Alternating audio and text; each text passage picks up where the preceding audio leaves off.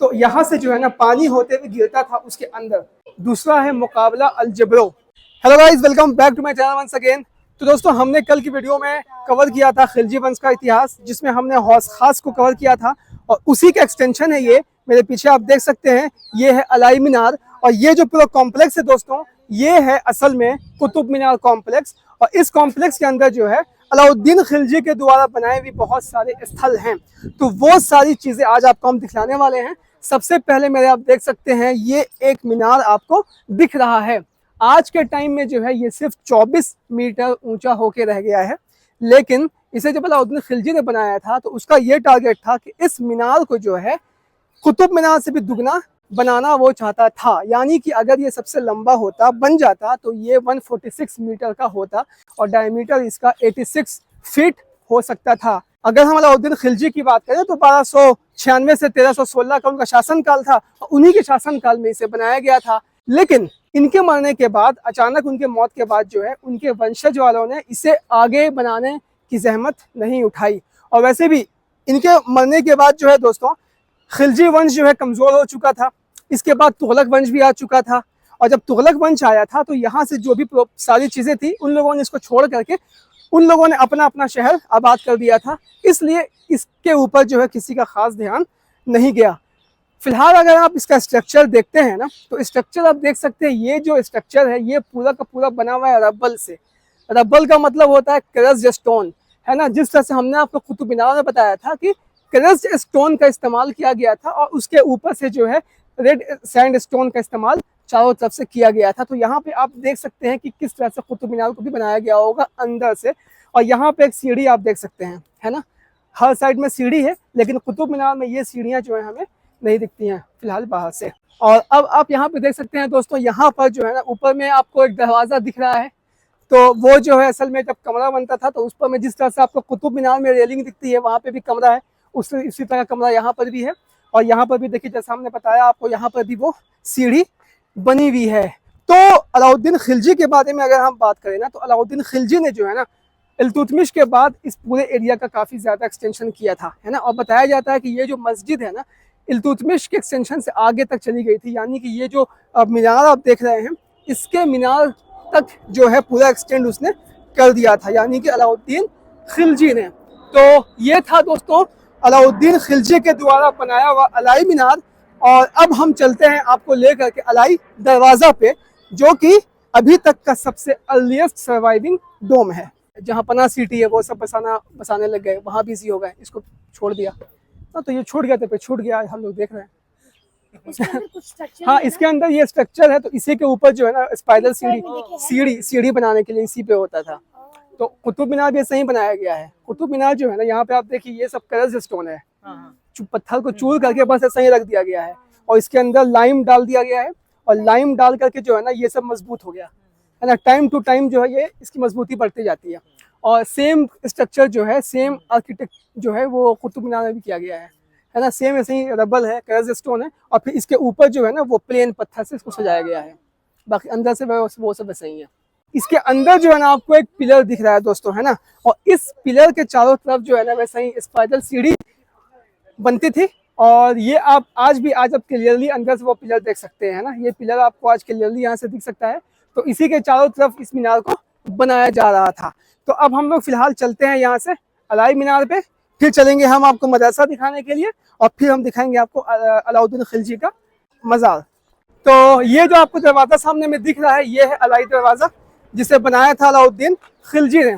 और यहाँ पे इसका आप डोम देख सकते हैं, ये जो है अर्लीस्ट सर्वाइविंग डोम है, यानी सबसे पुराना आज तक में बचा हुआ डोम है। इसके पहले का जो भी डोम था बहुत सारा टूट चुका है। तो सबसे पहले इसे स्ट्रक्चर को आप देख सकते हैं, ये भी जो है सैंड स्टोन का ही बनाया गया है। और यहाँ पे अगर आप देखिए दोस्तों, तो यहाँ पर जो है अलाई दरवाज़ा की पूरी जानकारी दी हुई है। इस तरह से आप ये पूरी पढ़ सकते हैं। और उस साइड में अगर आपको हम दिखाएं तो वहाँ पे जो है इंग्लिश में पूरी जानकारी आप पढ़ सकते हैं। ये है अलाई दरवाज़ा, जिसे बनाया था अलाउद्दीन खिलजी ने।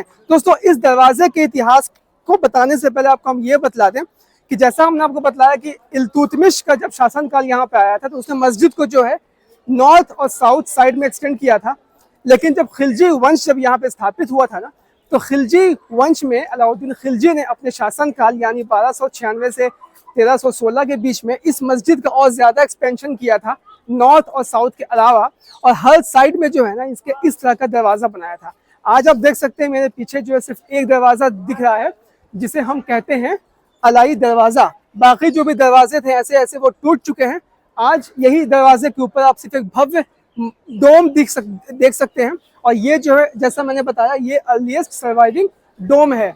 और अब आप यहाँ पर देखिए दोस्तों, इस स्ट्रक्चर को अगर आप देखें तो यहाँ पे खास बात ये है कि इस साइड में जो भी बॉर्डरिंग यहाँ पे की गई है ना, ये पूरा का पूरा नीचे से स्टार्ट होता है और ऊपर तक जो है ना ये कलश ही जा रहा है। ये आप देख सकते हैं, अगर ऊपर में आप देखें तो कमल का फूल बना हुआ है, और इस तरह से जो आर्क है, आर्क में आप देख सकते हैं पूरा का पूरा आर्क में जो है कलश ही भरा हुआ है ना, और ये बड़ी ही अनोखी लग रही है।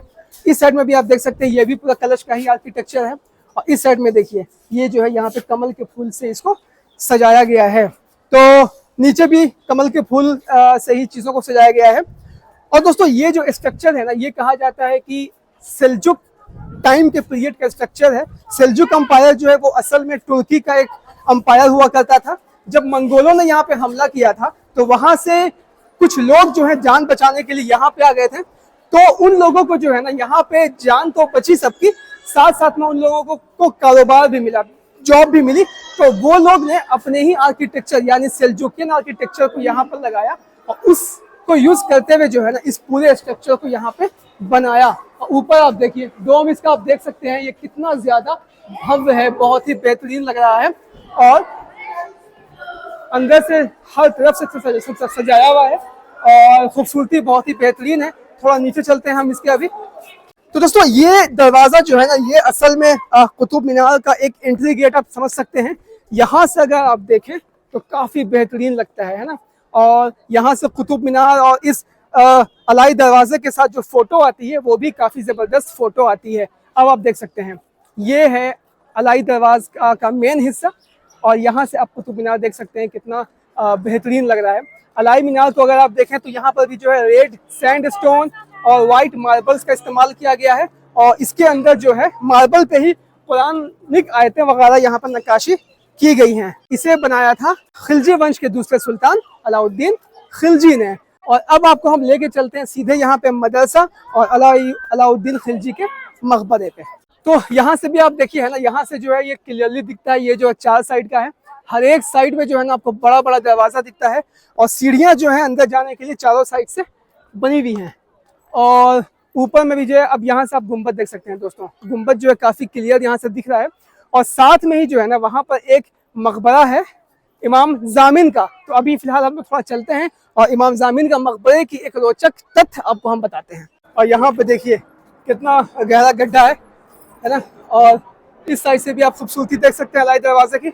और यहाँ पे अगर आपको हम दिखाएं दोस्तों तो यहाँ पर जो है टॉम्ब ऑफ इमाम जामिन की पूरी जानकारी यहाँ पर दी हुई है, यहाँ से आप पढ़ सकते हैं।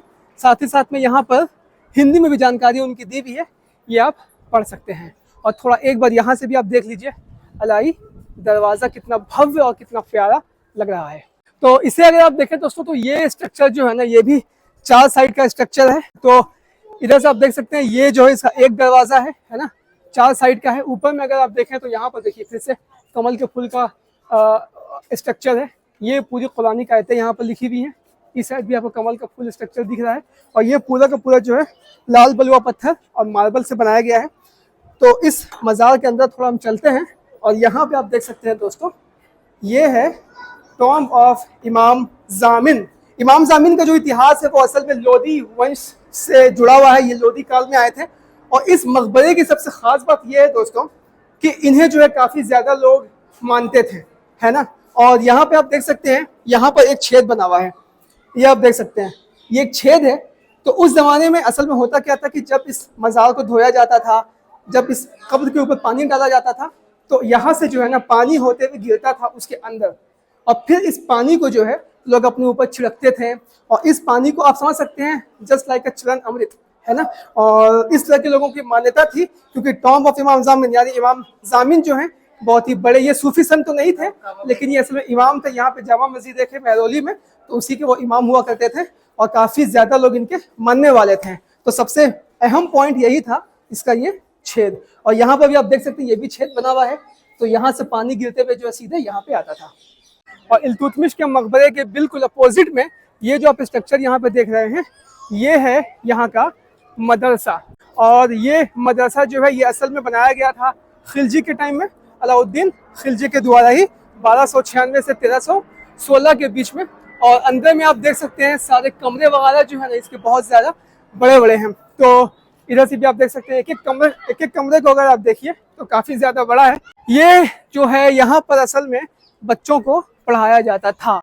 और थोड़ा इस साइड से भी हम चल करके देखते हैं, है ना। यहाँ से अगर आप देखेंगे इसको, यहाँ से एक ओपनिंग है और इस साइड से आप मदरसे का जो है पीछे वाला हिस्सा यहाँ से देख सकते हैं। तो यहाँ से आप देख सकते हैं पीछे से जो मदरसा जो है कुछ ऐसा यहाँ पे दिखता है। तो ये जो पूरा है ना आज के टाइम में तो ये कंप्लीट जो है खंडर हो चुका है पूरा का पूरा। दोस्तों जहाँ तक हम इस मदरसे की बात करें ना, तो इस मदरसे में असल में जो है पढ़ाई होती थी।